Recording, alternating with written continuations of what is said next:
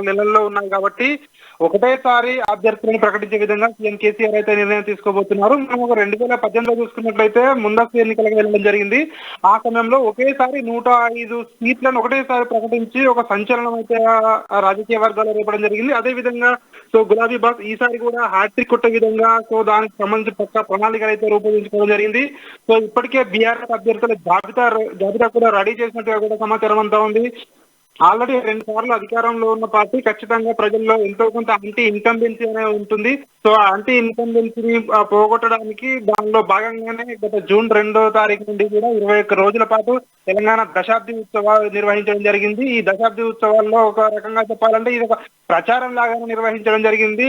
ప్రతి నియోజకవర్గానికి గ్రామానికి వెళ్ళడం జరిగింది. బీఆర్ఎస్ ప్రవేశపెట్టిన పథకాలన్నింటినీ కూడా క్షేత్రస్థాయిలోకి తీసుకువెళ్ళడం జరిగింది. నాడు నేడు అనే పేర్లతో కూడా ఎక్కువగా దీన్ని ప్రజల దృష్టిని ఆకర్షించే విధంగా కూడా ఈ ఉత్సవాలు అయితే నిర్వహించడం జరిగింది.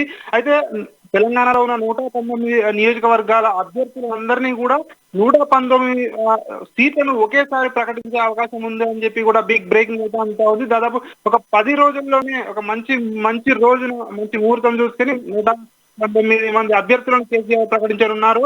దాదాపు ఇందులో 119 మందిలో అయితే దాదాపు 8 నుంచి 15 మందిని మాత్రమే మార్చి కొత్త వాళ్ళకి అవకాశం ఇచ్చే విధంగా ఉంది అన్నట్టు కూడా తెలుస్తుంది. అంటే దాదాపు సిట్టింగ్ అందరికీ కూడా సీట్ కన్ఫర్మ్ అని చెప్పగానే చెప్తున్నట్టుగా కూడా మనకు సమాచారం అంతా ఉంది. పొత్తులు లేకుండా కూడా ఈసారి ఎన్నికలకు వెళ్ళేందుకైతే కేసీఆర్ అయితే ప్లాన్ చేసుకున్నారు. ఏ పార్టీతో కూడా పొత్తు లేదు, సింగిల్ గానే వెళ్తామని చెప్పి కూడా ఇప్పటికే లీక్లు అయితే వస్తా ఉన్నాయి. ఇప్పటికే 2-3 దఫాలుగా సర్వేలు కూడా కంప్లీట్ అయ్యాయి అని చెప్తా ఉన్నారు. ప్రతి నియోజకవర్గంలో కూడా 2 లేదా అంతకన్నా ఎక్కువ కూడా సర్వేలు చేయించుకున్నారని చెప్పి కూడా చెప్తా ఉన్నారు. ఆ సర్వేలలో ఫీడ్బ్యాక్ ని బట్టే ఇప్పటికీ ఆల్రెడీ సీట్లు కూడా డిసైడ్ అయిపోయాయని చెప్పి కూడా చెప్తా ఉన్నారు. 80 నుంచి 90% సిట్టింగ్స్ కి అవకాశం, అంటే దాదాపుగా 90కి పైన సీట్లు కూడా సిట్టింగ్లకే ఇచ్చే అవకాశం కూడా కనిపిస్తా ఉంది.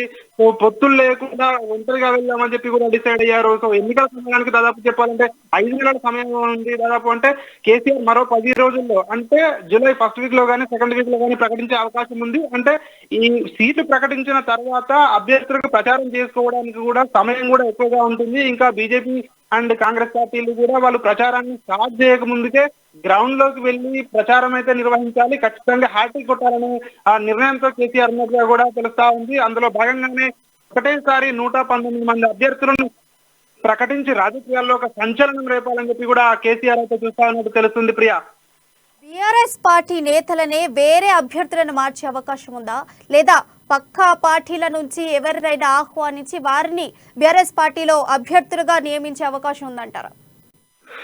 ఇందులో 2 అంశాలు ఉన్నాయి ప్రియా. ఒకటి ఏంటంటే దాదాపు సిట్టింగ్లకే ఇస్తామని చెప్తున్నారు 80 to 90%.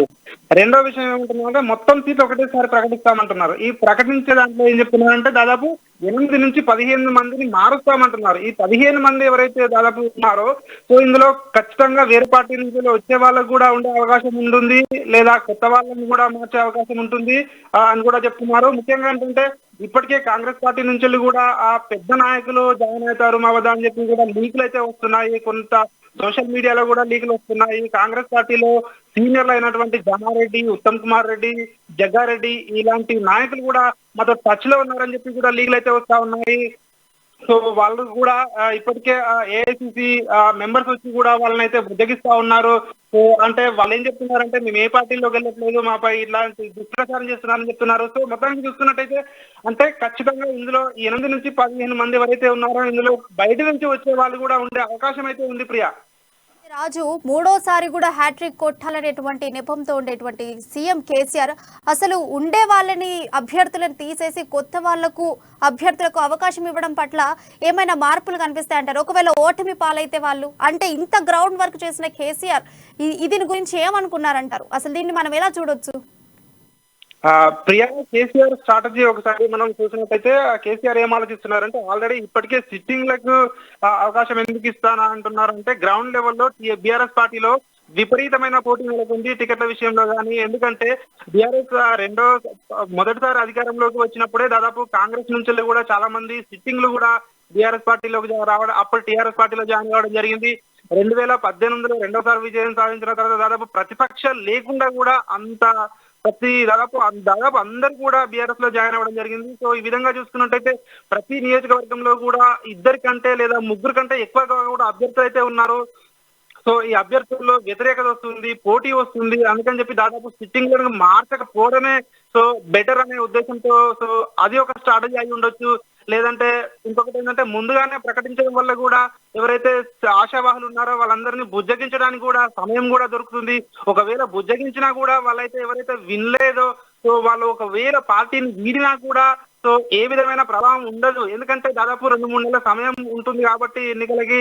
సో ఆ సమయంలో ఎక్కడైతే డ్రాబ్యాక్స్ ఉన్నాయో వాటి అన్నిటిని కూడా సరి చేసుకోవచ్చు అనే లక్ష్యంతో అయితే సో ఈ విధమైన ప్రయత్నం అయితే జరుగుతా ఉంది అనుకోవచ్చు Priya. Right, thank you Raju for your updates.